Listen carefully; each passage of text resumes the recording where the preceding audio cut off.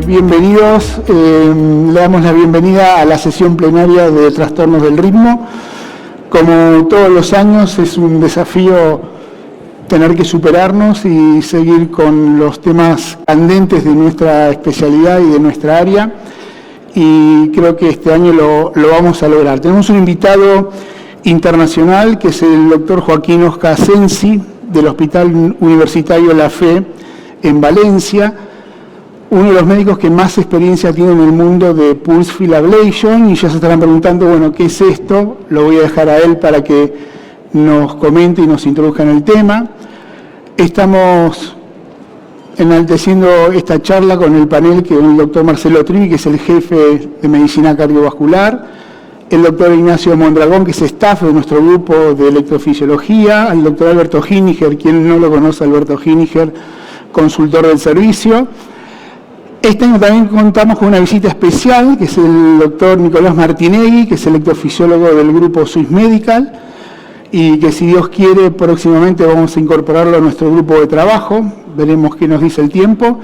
Y Milagros Caro, que es la jefa de Clínica de Estimulación Cardíaca, que eso incluye marcapasos, desfibriladores, resincronización, home monitoring, un montón de cosas, una especialidad en sí misma dentro de la electrofisiología. Así que bueno, tenemos todo lo necesario para hacer de esto una gran plenaria. Y lo primero que voy a hacer entonces es agradecer y darle la bienvenida al doctor Osca para que nos dé su charla y nos comente su experiencia allá desde Europa con Pulse Field Ablation. Buenos días, doctor. Hola, ¿qué tal? Buenos días. ¿Me escuchan? Perfectamente. Muy bien, pues a ver si puedo compartir mi presentación. A ver, ¿dónde estamos? Esta es... A ver, y vengo ya aquí. Bueno, en primer lugar quisiera agradecer por su invitación a participar en esta reunión, en este congreso. Es para mí un privilegio y un honor estar compartiendo con todos ustedes nuestra experiencia con la ablación por campo pulsado, electroporación o Pulse Field Ablation. Yo creo que podemos estar de acuerdo, a ver, aquí me pasa, que la ablación de fibrilación auricular en esos momentos constituye la estrategia antiarrítmica más efectiva para mantener el ritmo sinusal. Dentro de la ablación de la fibrilación auricular, el objetivo fundamental de la misma sería el aislamiento eléctrico persistente de las venas pulmonares. Y en este ámbito hemos venido utilizando desde hace muchos años la radiofrecuencia y la crioablación con unos resultados, yo diría que bastante adecuados. El problema de estas fuentes de energía es el hecho de que provocan una lesión tisular indiscriminada que puede extenderse hacia los tejidos que rodean al corazón. Y eso es una causa fundamental de las complicaciones que se asocian a la ablación de fibrilación auricular, como la presencia de estenosis venosa pulmonar, parálisis diafragmática o la presencia de fístula atrioesofágica. Pues bien, en este ámbito, la electroporación, la ablación de campo pulsado o la Pulse Field Ablation, como términos sinónimos, es una nueva fuente de energía que va a emplear campos eléctricos de elevada intensidad durante un periodo muy breve de tiempo, nano o microsegundos, para inducir una lesión no térmica y por lo tanto más controlable. El efecto del campo eléctrico va a ser la de facilitar la aparición de agujeros, poros en la membrana celular, de ahí el nombre de electroporación, y lo que va a ocurrir es que esto va a afectar a la permeabilidad de las células, llevando a la apoptosis y a la muerte celular. Muy brevemente y sin ánimo de extenderme, yo quisiera destacar dos características biofísicas de la electroporación que son fundamentales. En primer lugar, la capacidad de la electroporación de inducir una lesión irreversible va a depender de la intensidad del campo eléctrico que apliquemos. De hecho, si la intensidad del campo eléctrico no es muy intensa, podemos entender o podremos inducir una electroporación, pero la célula será capaz de recuperarse de este efecto de electroporación y por lo tanto no estaremos provocando ningún tipo de destrucción tisular. Sin embargo, si incrementamos nuestro campo eléctrico, estaremos provocando un rango de efectos, provocaremos una lesión que será no térmica e irreversible. Ese sería el objetivo de nuestra energía. Finalmente, si incrementáramos lo suficiente la intensidad del campo eléctrico, no solo estaríamos provocando efectos de electroporación, sino también estaríamos provocando lesión térmica y por lo tanto no controlable. De esta forma, el objetivo de la electroporación es provocar una lesión no térmica e irreversible. La segunda característica de la electroporación es que cada tejido muestra un umbral diferente para sufrir una lesión irreversible.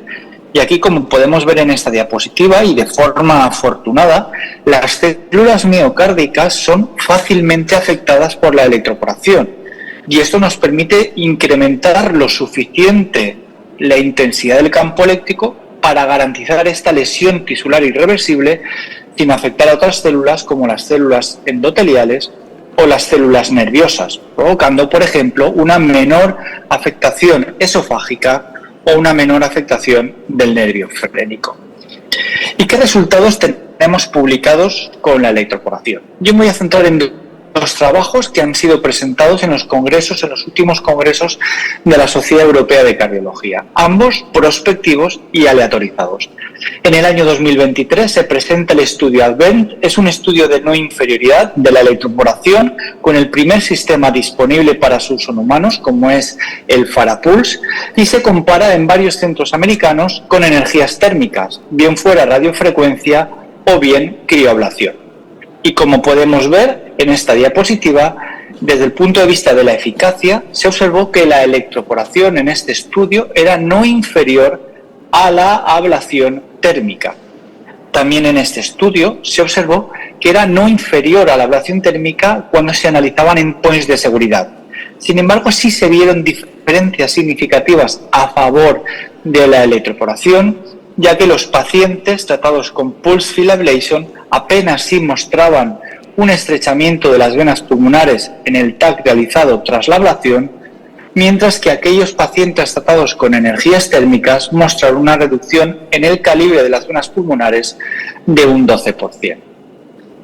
Y finalmente, este año se ha presentado el estudio Perfect Path, realizado en diversos centros hospitalarios europeos. Es un estudio prospectivo, aleatorizado, en el cual se compara la electroporación, de nuevo con FARAPULSE, con la crioablación en una población de pacientes con fibrilación auricular paroxística. Resultados que se han presentado en el último Congreso Europeo de Cardiología. Pues bien, entre otras cosas, en este estudio, o la presentación que se realizó este año, nos muestra los resultados agudos del estudio.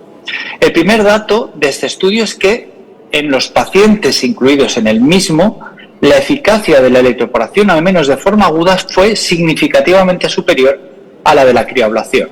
El porcentaje de venas pulmonares aisladas con la electroporación fue prácticamente el 100%, mientras que en los pacientes tratados con crioablación alcanzó entre un 85 y un 90%, diferencias que alcanzaron significación estadística.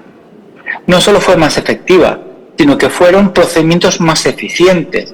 Y yo quisiera centrarme en dos tiempos: el tiempo de procedimiento de piel a piel y quizá también más importante, el tiempo de permanencia de los catéteres en la aurícula izquierda, que de media se redujo en torno a 20 minutos. Es decir, son procedimientos más breves, con menor tiempo de colocación de los catéteres en la aurícula izquierda, lo que entrañaría aspectos relacionados con la eficiencia y, de nuevo, con la seguridad del procedimiento. Porque también este estudio también nos dio o se asoció o identificó cómo la electroporación se asociaría a menos complicaciones tanto perioperativas como posoperativas tras la ablación. Es decir, en este estudio la electroporación se comportó como una fuente de energía más segura que la crioablación. Y finalmente, aspectos económicos que yo destacaría como fundamentales.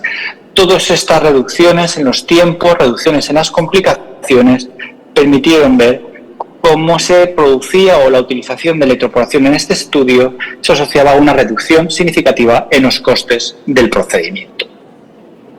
¿Y cuál es nuestra experiencia? La experiencia de nuestro hospital. Nosotros disponemos de la electroporación con el sistema FARAPULSE, empezamos a utilizarlo en julio del 2022 y desde entonces pues hemos tratado algo más de 500 pacientes con fibrilación auricular. Yo destacaría nuestras fases como distintas fases. La fase primera, quizá fueron solo 3 casos, donde empleamos el sistema con un procedimiento single shot. Una fase segunda, donde utilizamos el sistema con la ayuda o el apoyo del mapeo electroanatómico de alta densidad con arritmia, donde hacemos un mapeo antes de la ablación con el RHYTHMIA, hacíamos la ablación y finalmente volvíamos a hacer otro mapeo tras la ablación para identificar la lesión que habíamos provocado en el paciente. En esta segunda fase pinchábamos con una vaina convencional y luego hacíamos un intercambio de vaina. En la fase tercera, que muestra gran parte de nuestra experiencia inicial, en todos los casos con mapeo electroanatómico, lo que hicimos fue realizar la punción transeptal de forma directa con la propia vaina del sistema, la vaina de 16 French, la vaina Faraday.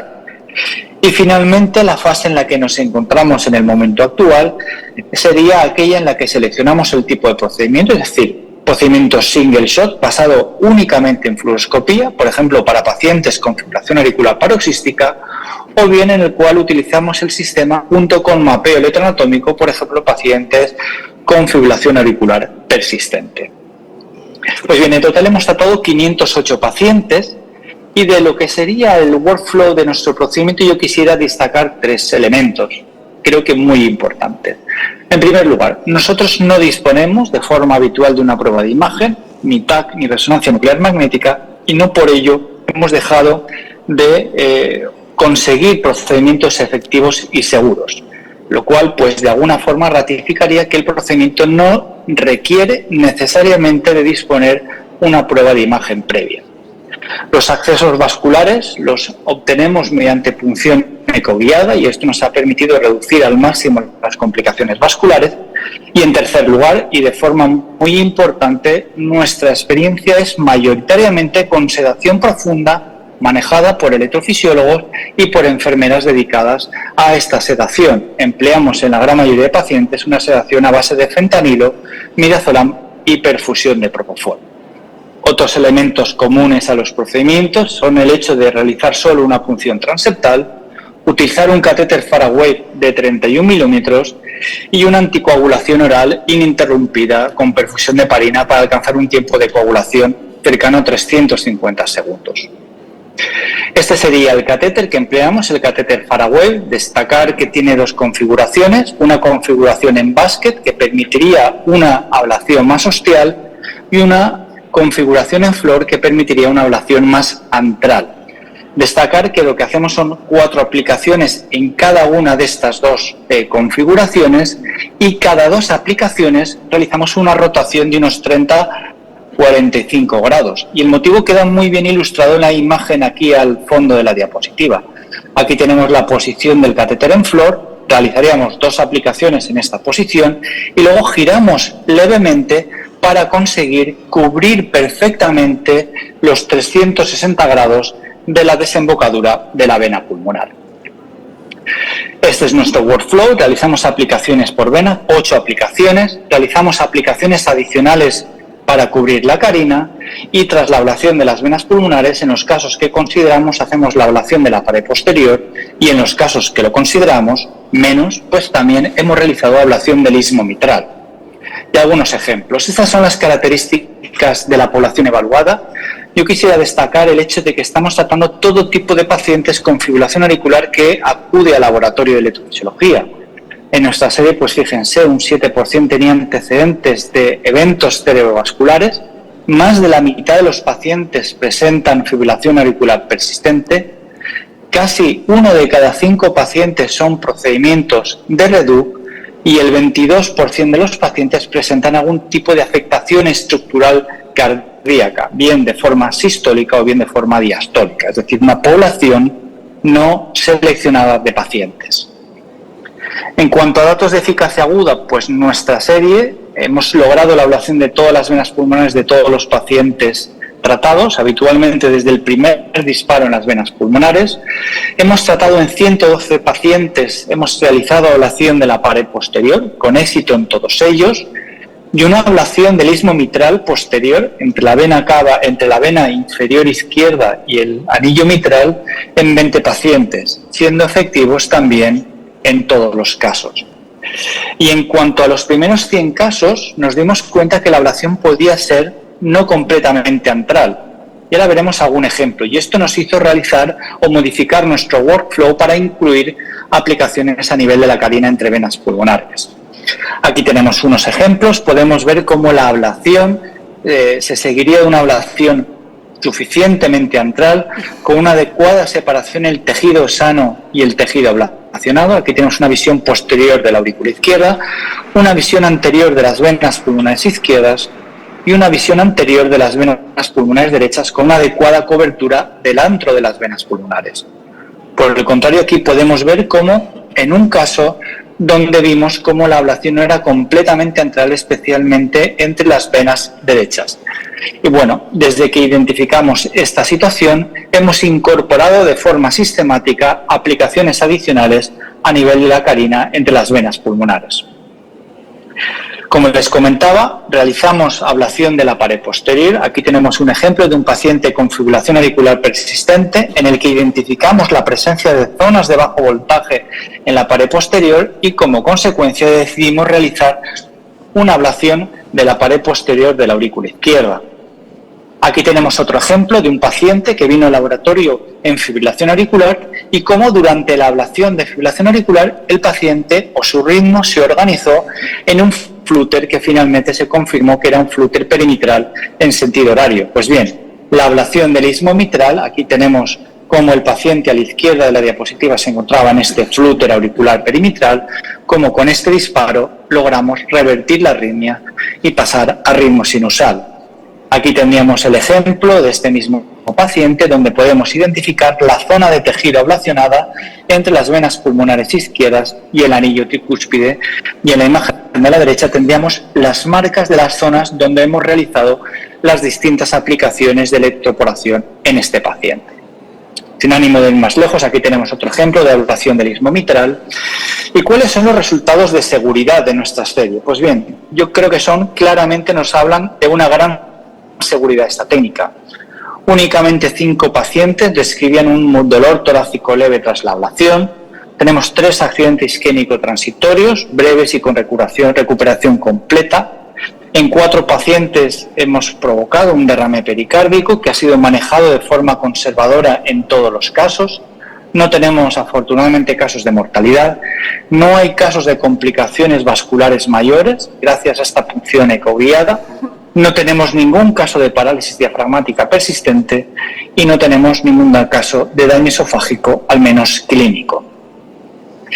En cuanto a los tiempos de procedimiento, como no podía ser de otra forma, hemos ido reduciéndolo. Yo quisiera destacar un tiempo medio de procedimiento de los pacientes en los que se realiza mapeo electroanatómico inferior a 1 hora de tiempo medio y una duración, un tiempo de fluoroscopia que actualmente ya se sitúa claramente por debajo de los 10 minutos, aunque no empleemos de sistemas de navegación electroanatómicos, con lo cual la utilización de fluoroscopía alcanzaría tiempos, yo considero que bastante razonables. Y en cuanto al seguimiento clínico en nuestra serie, yo quisiera mostrarles y compartir con ustedes los resultados clínicos de los primeros 200 pacientes tratados con electroporación. Aquí los hemos comparado con una cohorte de pacientes tratados con radiofrecuencia, siguiendo una filosofía de close, con radiofrecuencia, utilizando catéteres de fuerza de contacto, y como pueden ver en esta diapositiva, la supervivencia libre de recurrencias arrítmicas fue similar entre los pacientes tratados con electroporación y los pacientes tratados con radiofrecuencia. En cuanto a la arritmia responsable de la recurrencia, tras este primer procedimiento de ablación, podíamos ver cómo en ambos grupos, los pacientes tratados con electroporación o radiofrecuencia, pues bien, la arritmia causante de la recurrencia sería fibrilación auricular en torno al 80% y flúter auricular en torno al 20%.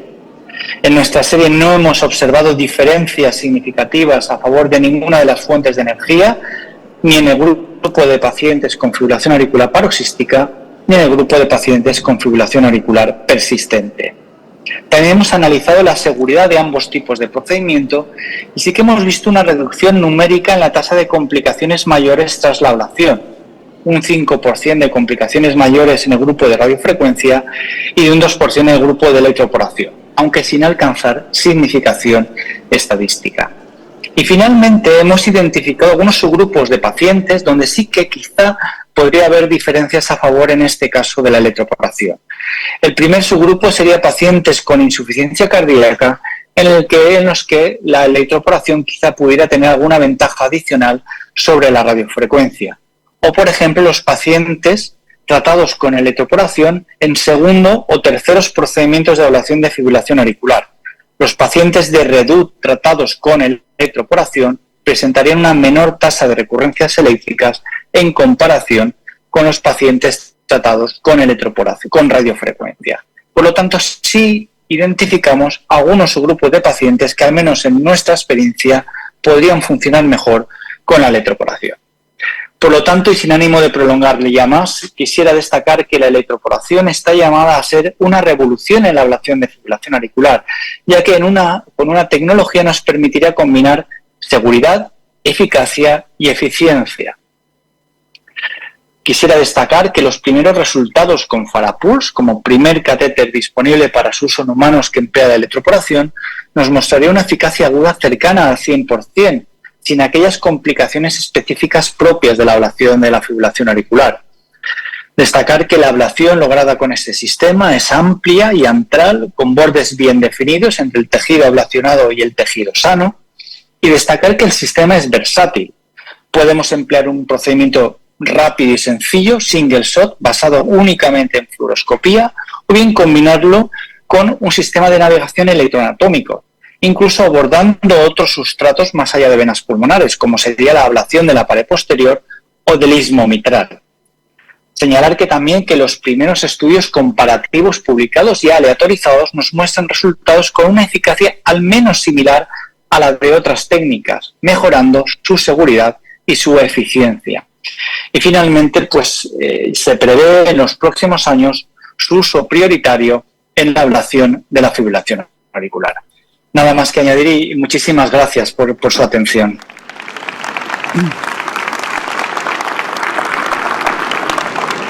Muchas gracias, doctor Oscar. Excelente exposición. Seguramente va a haber preguntas del público que las vamos a hacer al final de las dos presentaciones que restan. Les comento que pueden utilizar el QR para hacer sus preguntas al doctor Oscar o a cualquiera de los expositores que siguen. Y también quiero avisarles que acá adelante hay asientos, hay espacio, así que si los que están parados allá atrás incómodos quieren acercarse, creo que va a ser mejor. Bueno, yo ahora voy a presentarles nuestra experiencia, nuestro cambio de estrategia y de actitud con respecto a la ablación de fibrilación auricular, teniendo también en cuenta los aspectos de seguridad, tanto para nuestro grupo, para el personal que trabaja con nosotros, como para el paciente, y es así que nos embarcamos en lo que es la ablación de fibrilación auricular no fluoroscópica. ¿Por qué ablación de FA no fluoroscópica? Bueno, porque es el procedimiento más frecuente en nuestro servicio. De las ablaciones con mapeo, que es el 75%, el 65% es por fibrilación auricular en todas sus modalidades, paroxística o persistente, combinadas o no con aleteo. O sea que la tasa de exposición a las radiaciones es muy importante. Para pasar es ¿no? Y esto también no es solamente una realidad de nuestro servicio, es una tendencia mundial. Si vemos cómo está creciendo la incidencia de fibrilación auricular en el mundo, vemos que en los próximos 25 años se va a duplicar, o sea, va a haber el doble de pacientes con fibrilación auricular que los que estamos viendo hoy en consultorio, en guardia, o de los casos que hacemos en la sala. Donde querramos tomar el ejemplo, va a ser el doble de trabajo que el que tenemos hoy. Con lo cual, la radiación debe ser un tema a considerar. ¿Y por qué tanta ablación va a haber? Bueno, porque demostró que es el tratamiento más efectivo, porque no solamente controla los síntomas, sino que además disminuye la utilización de los recursos del sistema de salud en todos sus aspectos, como vamos a ver en un momento. Además, las últimas guías en agosto en el Congreso Europeo demostraron que la ablación de primera línea tiene una indicación muy alta, 2A, y que la ablación para fibrilación auricular paroxística pasó a tener una indicación 1A de primera línea. Con lo cual esto va a aumentar necesariamente, porque van a derivar más pacientes y vamos a tener que hacer más casos debido a este avance o este cambio que hubo en las guías de tratamiento. no solamente porque reduce los síntomas, les decía hace un momento, sino porque, fíjense, disminuye la tasa de necesidad de cardiovertir un paciente en 75%, las visitas a la sala de emergencia las redujo en un 62%, hospitalización lo redujo en un 43%, y utiliza menos tratamiento antiarrítmico en un 86%. Por eso que las guías avanzan en el grado y en el nivel de indicación, porque esto a nivel salud pública, imagínense en toda la comunidad europea, esto es un montón de gasto y de utilización de recursos económicos, tecnológicos, porque hay que tener mapeos, la sala armada, y también recursos humanos, porque hay que preparar y armar un equipo capaz de hacer una ablación de fibrilación auricular. Pero claro, no todas son buenas noticias. Es muy buena la ablación, va a mejorar la sobrevida de los pacientes, va a reducir el costo en salud, pero se hace a expensas de la radioscopía. Y los rayos X parece traer algunos efectos deleterios en la salud. Esto es un reporte de la base de datos mundial de la Sociedad de Radiología. Y fíjense que lo que nos cuentan, que aumenta el riesgo de padecer alguna neoplasia en 1 en 750, o sea que casi quintuplica la incidencia utilizando solamente 15 miligrays de dosis de rayos, que es la dosis de rayos, digamos, estándar y habitual en un equipo experimentado que hace ablación de fibrilación auricular. ¿Qué es ese 15 miligrays? Bueno, equivale a hacerse 750 radiografías de tórax. Un paciente que tiene que ser sometido a una ablación de fibrilación auricular. Bastante desalentador, y aumenta entonces en un 0,08 la incidencia de patologías tumorales. Además de que provoca dermatitis, alopecia, cataratas, trastornos osteoarticulares, y para el operador que se tiene que proteger y usar los lentes y el plomo, trae problemas también traumatológicos por la utilización de el peso que implica utilizar ese plomo. Un dato muy llamativo es que los operadores o los radiólogos intervencionistas o neurocirujanos que utilizan rayos, cuando tienen una incidencia de tumor cerebral, que estadísticamente es igual del lado derecho o del hemisferio izquierdo, en los que utilizan operación con rayos, el 50% ocurren del lado izquierdo del cerebro, que es del lado donde viene o proviene la radiación con el tubo.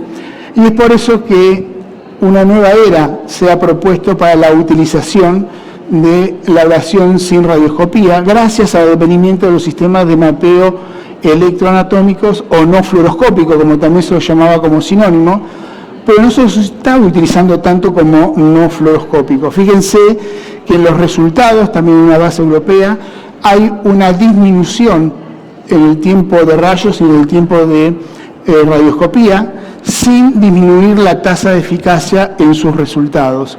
Con lo cual parece ser una alternativa o una estrategia mucho más saludable, digo, tanto para el paciente como para el equipo de salud que está trabajando, y es una forma extra de cuidar a nuestro paciente. Como siempre, muchas pequeñas series conllevan a hacer el análisis con un metaanálisis, y ahí se ve que en términos de resultados, fíjense, va a favor del mapeo no fluoroscópico. En cuanto a la tasa de complicaciones, sale empatado. Hay algunas que hay más, como por ejemplo el taponamiento y una curva de aprendizaje para hacer la punción transeptal, pero hay otros, como el tiempo de procedimiento, incluso se ve acortado cuando esto se realiza de manera no fluoroscópica. Esto es para mostrarles de manera acotada, rápidamente. ¿Se puede activar el video desde allá o lo tengo que activar yo? Ahí estamos haciendo una punción, evidentemente que tenemos nuevas herramientas como es la ecografía. Todos nuestros accesos vasculares periféricos están hechos bajo control ecográfico, y luego fíjense cómo el sistema de mapeo nos permite diseñar o dibujar la geometría del corazón. En este momento la estamos haciendo del lado derecho para identificar cuál es la zona del septum intraauricular para hacer la punción transeptal. Fíjense en la imagen, no hay equipo de rayos y el operador está sin plomo, se lo ve ahí con su ambo en color verde, y nosotros dos, está el doctor Poser y estoy yo, también estamos sin utilizar el plomo. La ecografía es fundamental, ahí estamos guiando la punción transeptal con un ecógrafo intracardíaco, donde estamos viendo el septum intraauricular y el tentin, que hacemos con la vaina de punción, gracias a que identificamos la zona de la fosa oval con la geometría. Avanzamos haciendo la punción, luego continuamos con la geometría, y ya acá es la parte rutinaria y habitual del procedimiento. O sea que lo nuevo que hemos tenido que agregar es hacer geometría del lado derecho, guiar la punción transeptal con ecografía, y después nuestro procedimiento va a ser como es el de todos los días. Ahí todavía no pasamos, estamos eligiendo si vamos más posterior o más anterior. Cuando aparece la aorta es porque estamos anterior, la válvula aórtica. Cuando aparece la aorta descendente, que es lo que se ve ahí abajo, es porque estamos muy posterior, y elegimos una zona inferior e intermedia entre la válvula aórtica y la aorta descendente.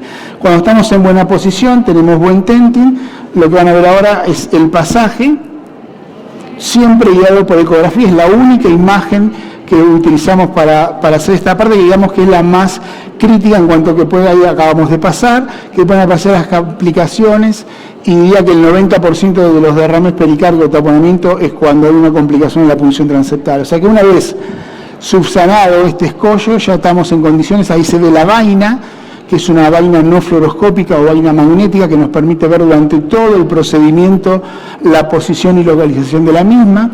Vamos con un catéter de mapeo, que en este caso se llama Pentarray. Estamos usando en esta oportunidad un sistema de Carto. Y vamos a hacer la geometría para diseñar la aurícula izquierda, las 4 venas pulmonares, buscar dónde están los potenciales, y de esa manera hacer a partir de acá el procedimiento como lo hacemos de rutina. Bueno, para no extenderme más con el video, ya se ha mostrado lo fundamental. Así es como terminamos, con las 4 venas y la línea de puntos aisladas, 2 venas derechas, 2 venas izquierdas. En esa imagen tipo red es la orejuela izquierda, que la marcamos muy bien y la delimitamos para no trabajar dentro de ella y para poder saltearla. Esa es otra visión donde ahí sustrajimos la geometría de la aurícula izquierda, se ven solamente las lesiones, y eso, bueno, de nuevo es rotándolo, tener una visión más integral de lo que es la aurícula izquierda, sus 4 venas, y el huaca, la línea antral que hablaba recién el doctor Oscar, que es mucho más efectiva que cuando hacemos el aislamiento ostial o focal.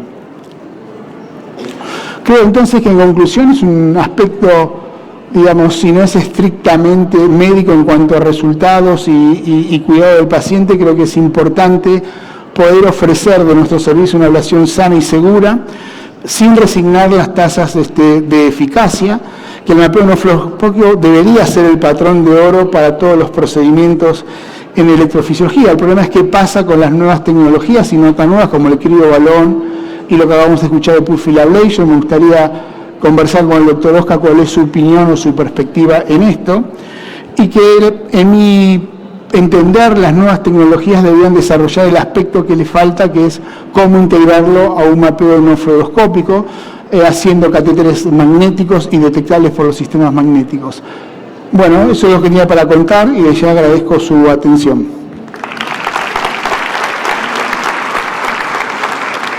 Y ahora vamos a pasar a otro aspecto del campo de la fibrilación auricular, como son los nuevos anticoagulantes, que va a estar a cargo del doctor Marcelo Trivi y nos va a ilustrar sobre el tema. Gracias, Marcelo.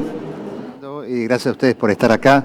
Les reitero a los que están ahí en el fondo, acá hay lugares libres para que van a estar parados. Si prefieren estar parados, quédense parados, pero si no, siéntense que hay lugares libres. Me pidieron que hable de nuevos anticoagulantes, son una opción. Sí, acá veo algunos ex residentes míos, así que ellos saben que... y algunos compañeros míos de la residencia también que vinieron a vernos y a compartir con nosotros esta cosa que para nosotros es tan importante. Entonces, cualquiera de ellos sabe que cuando me preguntan si son una opción, siempre me gustan las preguntas y las respuestas capciosas. Así que mi primera respuesta va a ser, no son una opción.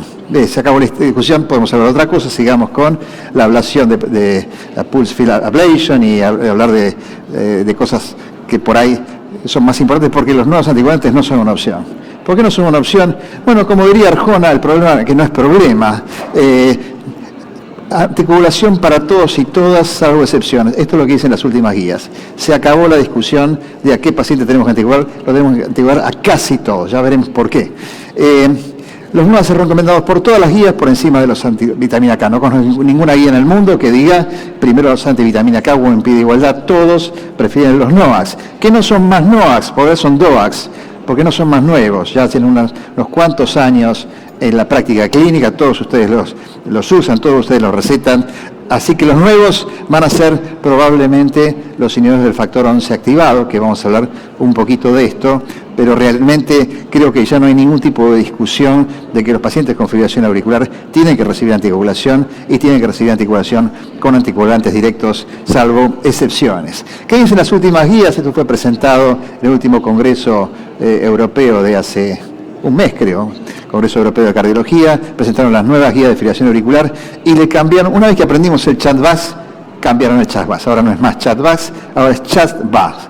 ¿Por qué CHADVAS? Porque le sacaron la SC final. No hay diferencia de género, no hay ninguna diferencia entre hombres y mujeres.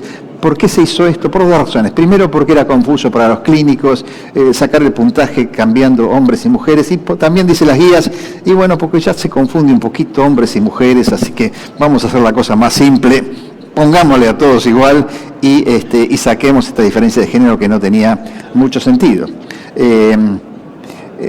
Las mujeres que pueden estar pensando que yo tengo algo contra las mujeres, no tengo nada contra las mujeres, tengo 3 hijas mujeres, 2 matrimonios, 2 suegras, así que no tengo ningún problema con las mujeres. ¿Qué dicen las guías con respecto a la anticoagulación? Bueno, la anticoagulación tiene que ser clase 1A a todos los pacientes con 2 o más de 2 de CHADVAS, en este caso,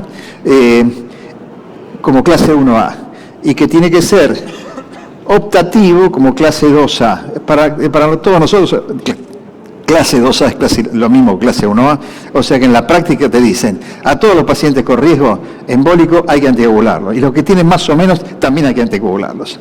Y a los que no tienen ningún riesgo embólico, gente joven con CHADVAS 0, no los anticoagules. Pero en la práctica te están diciendo, salvo el paciente de muy bajo riesgo, además hay que anticoagularlos a todos. Nos soluciona, por lo menos a mí, grandemente la vida. No tenés que sacar más cuentas, tenés que solamente seleccionar el paciente para no anticoagular. ¿Por qué se hace esto?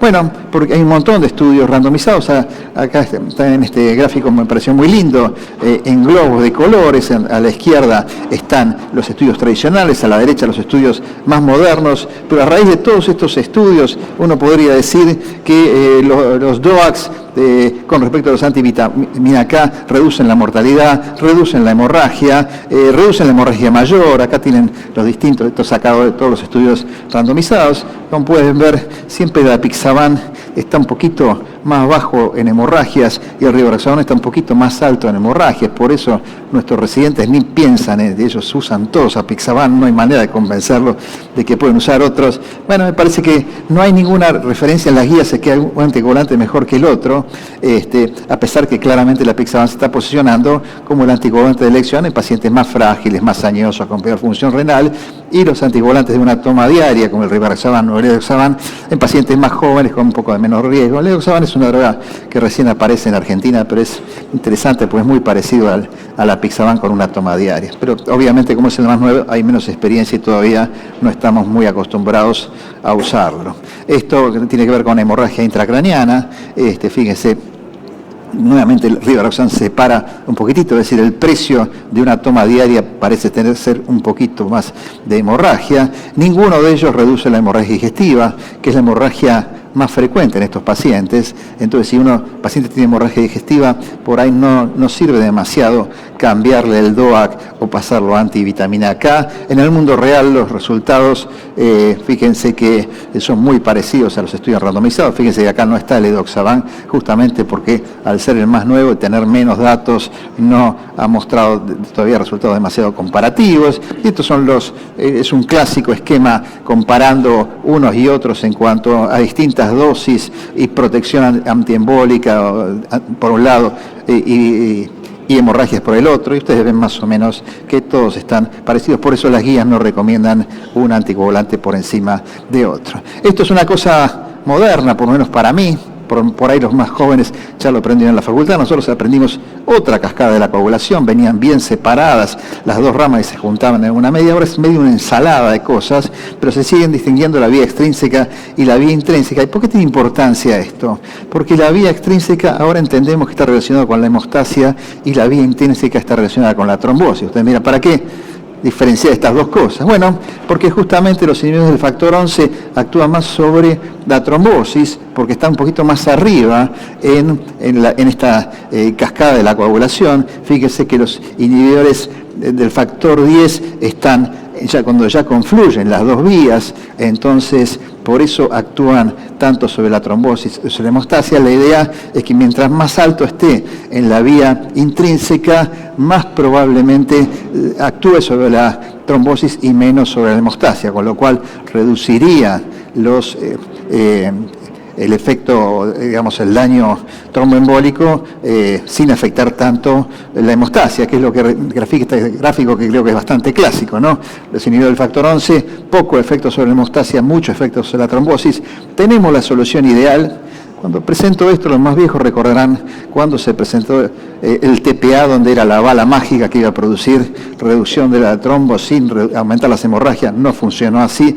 ¿Funcionará también esto con el factor 11, la bala mágica que afecta a la trombosis sin producir hemorragia? Bueno, hay dos ensayos con esto, y ya estoy terminando mi exposición con estos datos. Hay dos ensayos ya terminados, el Oceanic AF y el Azalea TIMI 71, los dos con inhibidores del factor 11. ¿Qué dieron a estos estudios? ¿Lo saben?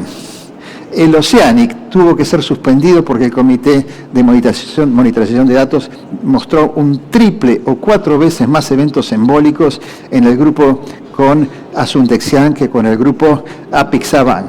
Fíjese, es un estudio interesante porque es un estudio de Bayer y usaron Apixaban, no usaron Rivaroxaban como comparativo. Pero bueno, no le funcionó, se hundió el barco del Oceanic AF. El Azalea sí mostró datos muy importantes, fíjense, reducción del sangrado muy importante en función de Velacimab, que es un anticuerpo monoclonal de inyección subcutánea semanal. Y bueno, acá parece que está muy entusiasmada la gente de Novartis con el Velacimab. Pero bueno, el mismo TCT que criticaba al Oceanic critica acá diciendo, está todo muy bien, pero baja la tasa de ACV, no está muy claro.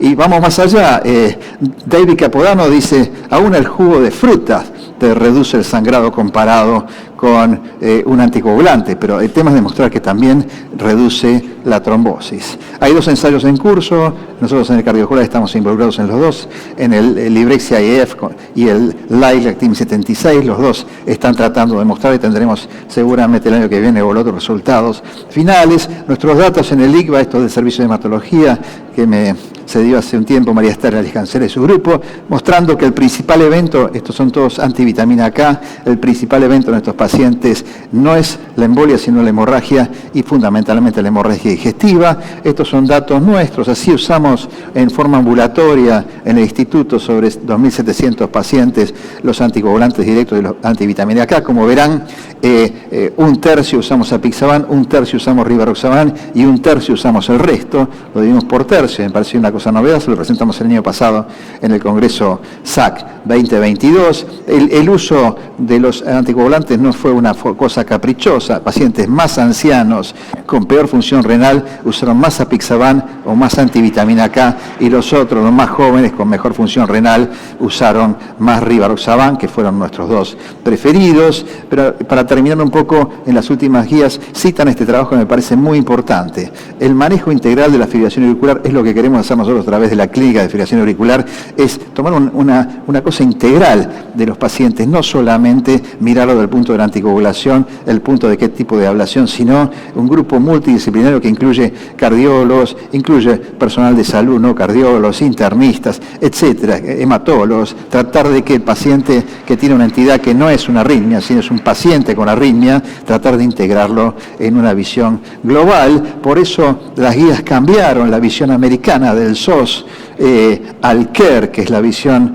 europea de las últimas guías, donde fíjese que ponen como primer punto la visión integral de las comorbilidades, dicho de otra manera, de lo que tiene el paciente con fibrilación auricular. Y fíjense que en el cardiólogo clínico y el clínico están involucrados en las 4 fases. En las 4 fases, todo el espectro del tratamiento y del manejo de la fibrilación auricular tiene que ser manejado por una mayoría de cardiólogos clínicos que estamos acá presentes. En conclusión, los DOAC no son una opción, son de primera elección para la prevención tromboembólica de la FA. Todos los pacientes deben recibir anticoagulación, salvo los de muy bajo riesgo embólico. Los inhibidores del factor 11A son prometedores, pero aún deben demostrar su superioridad. El manejo de pacientes con fibrilación auricular debe hacerse en forma integral, no solo fijarnos en el anticoagulante que elegimos. Muchas gracias por su atención. Muchas gracias, Marcelo. Excelente exposición también. Pero lo estoy viendo muy inquieto a Alberto Giniger. Seguramente tiene algo para decirnos o para preguntar. Sí, yo un poco tomándome de la excelente presentación de Marcelo Trivi, quería hacer un comentario de 1 minuto, si me das. Sí. Se cumplen 10 años, un poco más ya de 10 años de la introducción de los nuevos anticoagulantes, ahora son los DOACs. Cuando se presentó al principio de todo, se clasificaban, ustedes se acuerdan, en paroxísticas, persistentes y permanentes, y sobre esa base se hizo el análisis de la anticoagulación, cosa correcta, pero ustedes se dan cuenta de que el término paroxístico es muy difuso. En las últimas guías, el que leyó completamente las guías, vio que al final se refiere todavía falta investigar más en paroxísticas. ¿Y eso por qué? Porque todos sabemos, y lo dijo muy bien Marcelo, una cosa es tener 2 episodios por año cortos en un paciente que no tiene patología versus un diabético, hipertenso, etcétera, que tiene múltiples episodios paroxísticos a lo largo del año. De modo que ahí hay un tema, y eso hay que terminar de investigarlo, ellos mismos lo plantean. Es probable que efectivamente los que tienen menos riesgo, pero no solamente los que tienen menos riesgo, sino de hace 2 años para acá ha aparecido una palabra, 3 años, que es burden, o sea, acumulación de eventos. Y la acumulación de eventos nos va a permitir saber, no solamente por los factores de riesgo, sino cuántos episodios tiene y cuánto se justifica anticoagular, porque seamos reales, y él lo dijo, anticoagular es un riesgo también de por sí. De modo que este tema del burden, que está incorporado desde las guías del año pasado y las nuevas, nos permiten discernir. Y eso es un poco flu, en el sentido de que no están marcados. El médico clínico no puede tener una clase 1, clase 2, clase 3 de paroxísticas. Entonces termina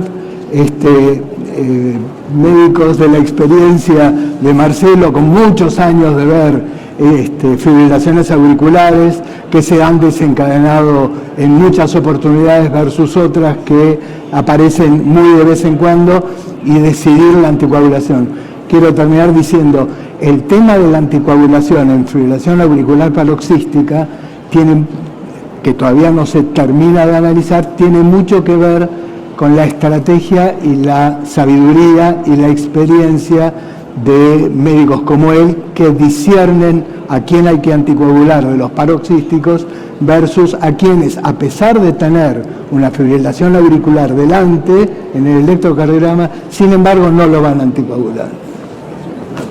Sí, va el derecho a réplica. No tenés micrófono. Ahora.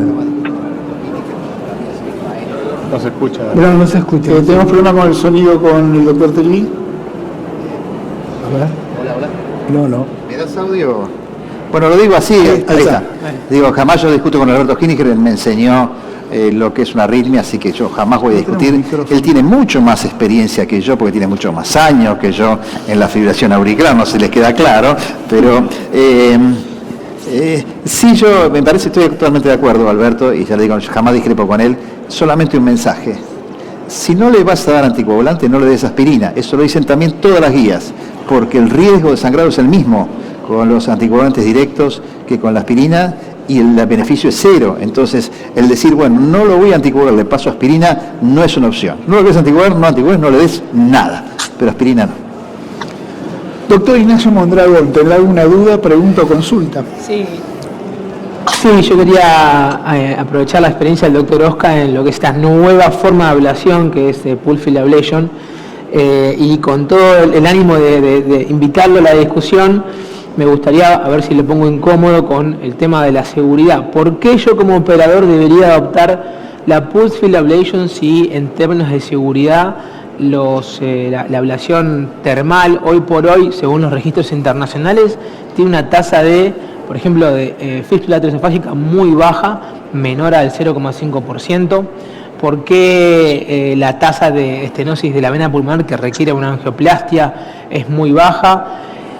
Hay quizás, o usted en su experiencia cree que en términos de durabilidad, que es lo que creo que le falta a la ablación de fibrilación auricular de las venas pulmonares, en términos de durabilidad, la Pulse Field Ablation nos va a dar un beneficio a futuro? Y por otro lado, ¿qué opina usted sobre las distintas alternativas que hay en el mercado sobre la Pulse Field Ablation? ¿Hay concordancia, hay coherencia en la medicina en cuántas cantidad de aplicaciones tenemos que hacer, de qué formato, con qué tipo de catéteres? Bueno, son muchas preguntas, es complicado responder a todas ellas. Vamos a ver, por distintos aspectos. En cuanto a seguridad, claro, es cierto que con radiofrecuencia, con crioablación, tenemos una amplia experiencia.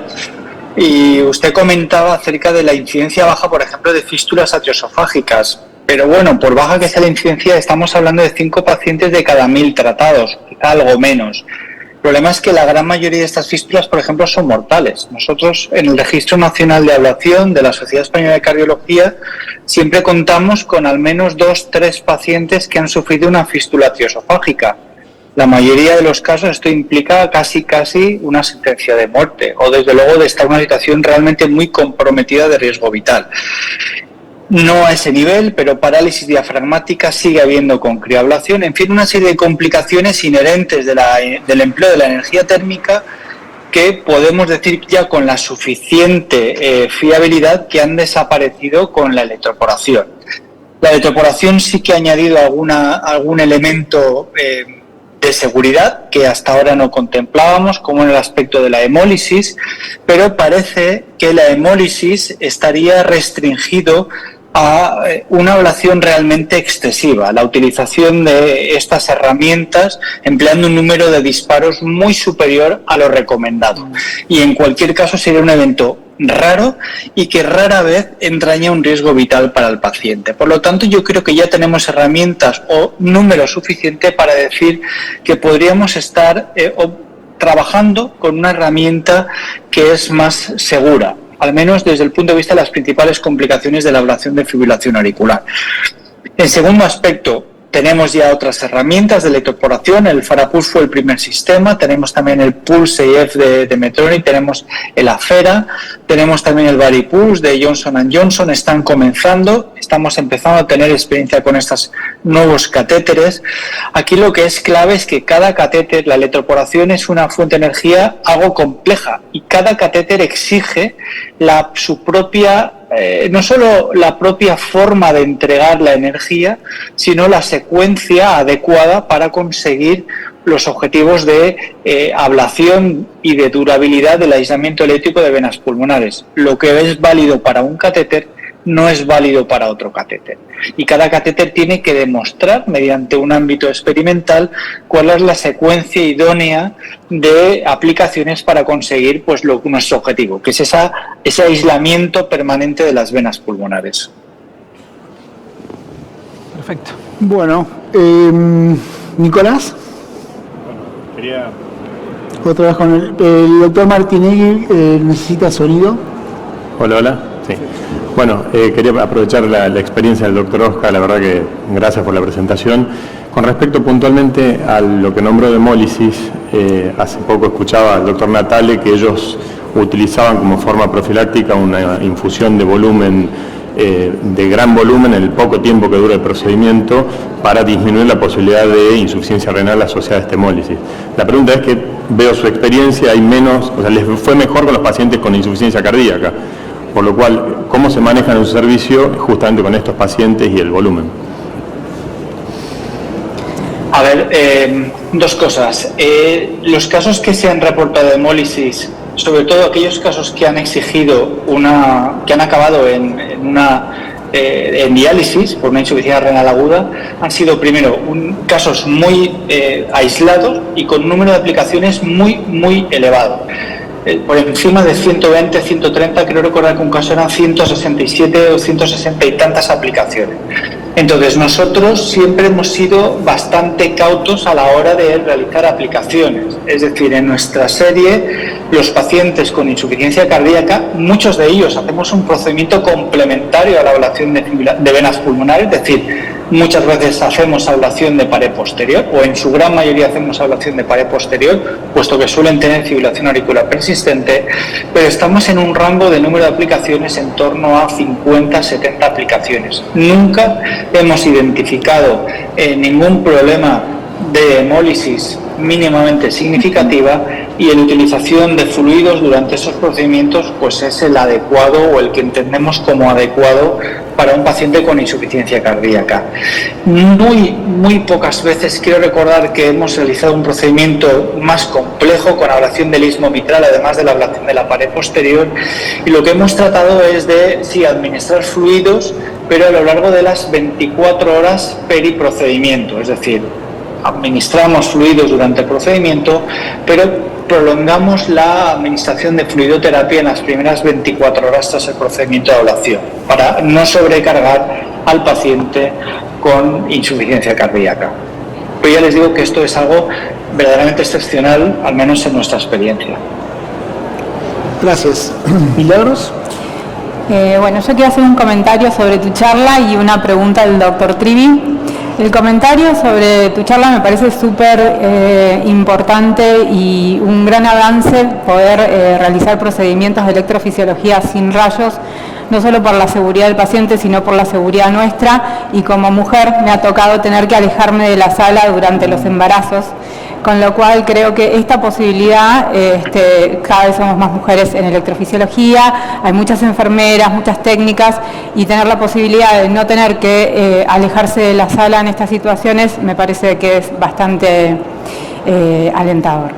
Y le quería preguntar al doctor Trivi qué opina él de utilizar la edad. Muchas veces pasa que recibimos pacientes con fibrilación auricular y no lo anticoagulamos porque tiene 90, tiene 91. Si para él la edad constituye un límite para indicar la anticoagulación. Hace muchos años escribí una controversia, estuve en una controversia, yo era más joven y pensaba de una manera, y por suerte con los años uno puede ir cambiando y ver que estaba equivocado. Yo pensaba que claramente la edad era una contraindicación para la anticoagulación. Hoy estoy convencido exactamente de lo opuesto, que la edad es una indicación de anticoagulación. Y esto se puede resumir muy brevemente. Mientras más edad tiene una persona, más riesgo de ACV tiene. Mientras más edad tiene una persona, aumenta ligeramente el riesgo de sangrado. Entonces la diferencia a favor del anticoagulante es mucho más efectiva. Entonces, mientras más anciano, si tiene 90, si tiene 100, mira, es demasiado viejo. Pero la realidad es que al viejo lo peor que le puede pasar en la vida no es morirse, es tener una ACV. Si nosotros lo podemos proteger con eso, no hay duda de que la edad es una indicación de anticoagulación. Y un comentario, Marcelo, con respecto a eso, tiene que ver con que además del stroke, del evento que nadie quiere vivir, ni como médico ni como paciente, también genera deterioro cognitivo la fibrilación auricular no tratada. Así que es una causa silente de deterioro de la funcionalidad de los pacientes. Bueno, muchas gracias a todos. De nuevo agradecerles por la disposición, por iluminarnos, y una sesión para mí magnífica. Gracias al público, tanta audiencia, realmente gratifica. Pero en honor al tiempo tengo que dar por finalizada la sesión, y recuerden que ahora viene la sesión central después de un intervalo de 10 minutos donde va a estar el doctor Jorge Velardi hablándonos. Así que gracias y bueno, nos vemos.